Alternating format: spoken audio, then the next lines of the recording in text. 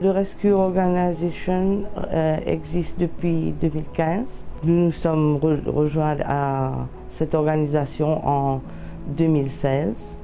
Bon, auparavant, comme mon époux l'a dit précédemment, le Rescue Organization veut étendre leur aide au niveau des gens. On a fait des campagnes de récupérer de la nourriture d'abord à travers nous-mêmes, les propres volontaires qui contribuaient. Ça a commencé petit et ensuite on a pu avoir à travers une association ONG qui s'appelle le Foodwise.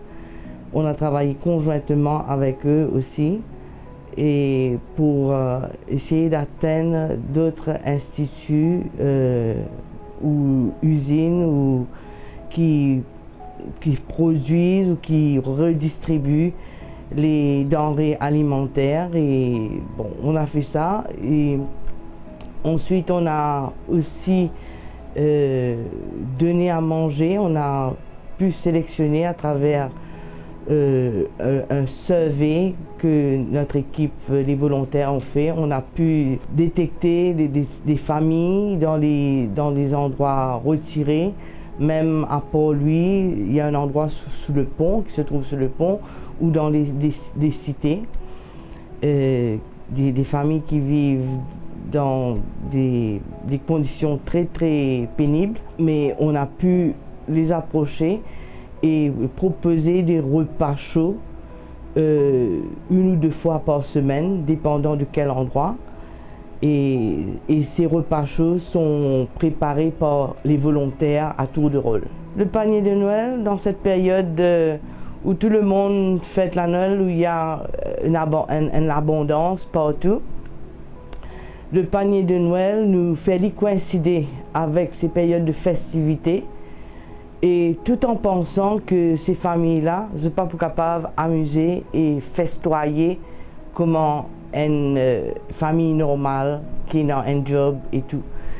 Mais nous apporte ce qu'ils ont manqué durant cette festivité-là, au lieu qu'ils soient dans la tristesse. Nous peut apporter un peu de chaleur dans le cœur, parce que le fait de donner aux autres, de recevoir c'est pas tellement le geste d'avoir les denrées, les produits alimentaires, mais cet acte de venir vers eux et de dire ok, nous savons qui ou dans la peine ou dans des difficultés, mais nous les apportons, nous les apportons vraiment une certaine chaleur, parce que ce que représente la Noël, pourquoi qu'il y ait une vie vraiment commerciale, mais à la base de la Noël, c'est un temps de partage.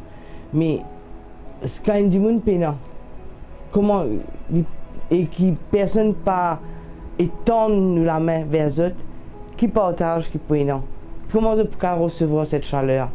De belles aventures, mais nous pas guetter les hauts et les bas. Les hauts et les bas, comme quoi peut-être que dans certaines portes pas ouvertes et tout, mais nous avons l'équipe qui est dans l'esprit combattant et nous guettons toujours le meilleur. Nous dans ce mindset que nous voulons vraiment transmettre à la population mauricienne, un mindset de combativité. Il y a encore trop tôt pour déterminer, parce qu'il y a vraiment encore beaucoup de choses à faire pour la famille.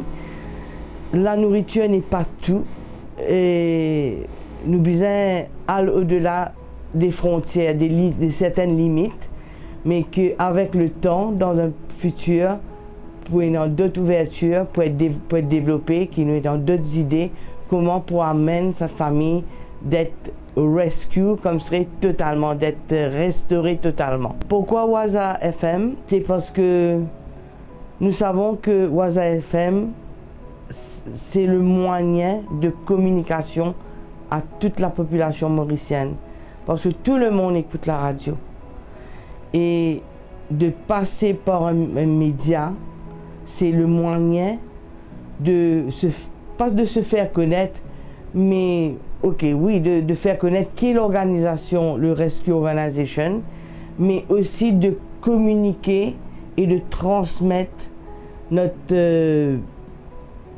état d'esprit, de transmettre notre état d'esprit et le vouloir et le désir de conscientiser toute la population mauricienne pour qu'ils puissent vraiment venir en aide eux aussi et se lever dans l'esprit et venir en aide à leurs prochains. Ça ne veut pas dire qu'ils doivent automatiquement joindre une organisation, mais de regarder son prochain, quelqu'un qui est dans le besoin, avec un autre regard.